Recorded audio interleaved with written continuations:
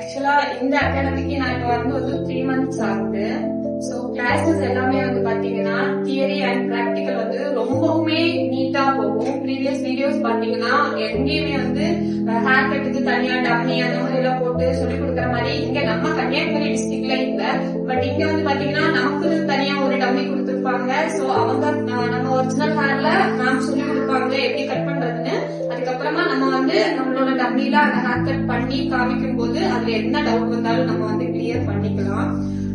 இன்னொன்னு பாத்தீங்கன்னா இப்ப வேற அகாடமிக்ஸ்ல எல்லாம் படிக்கிறவங்க கண்டிப்பா ஒரு பியூட்டிஷியனா இருக்காங்க அப்படின்னா குறைஞ்சது ஒரு 2-3 அகாடமிலையாவது படிச்சவங்க தான் கண்டிப்பா இருப்பாங்க. ஆனா இங்க பிளாசம்ல படிக்கிறவங்க கண்டிப்பா ஒரு 3 months கோர்ஸ் கம்ப்ளீட் பண்ணிட்டு 3 months ட்ரைனிங் இங்கே அட்டன் பண்ணிட்டு நம்ம வெளியே போனோம்னா கண்டிப்பா எதுக்குமே வந்து வேற ஒரு அகாடமியை தேடி நம்ம போக வேண்டிய அவசியம் எதுவுமே இருக்காது.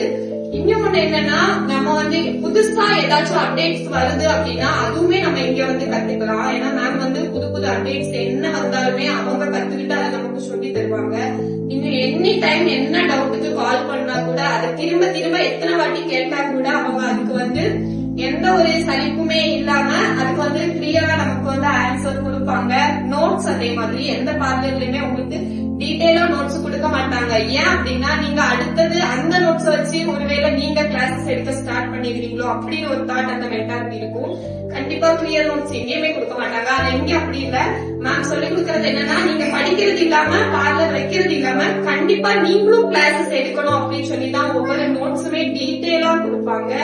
சோ யாருக்காச்சும் இந்த ஃபீல்டு சூஸ் பண்றீங்க அப்படின்னா கண்டிப்பா பிளாசம் சூஸ் பண்ணுங்க. உங்க லைஃப் நல்லா இருக்கும்.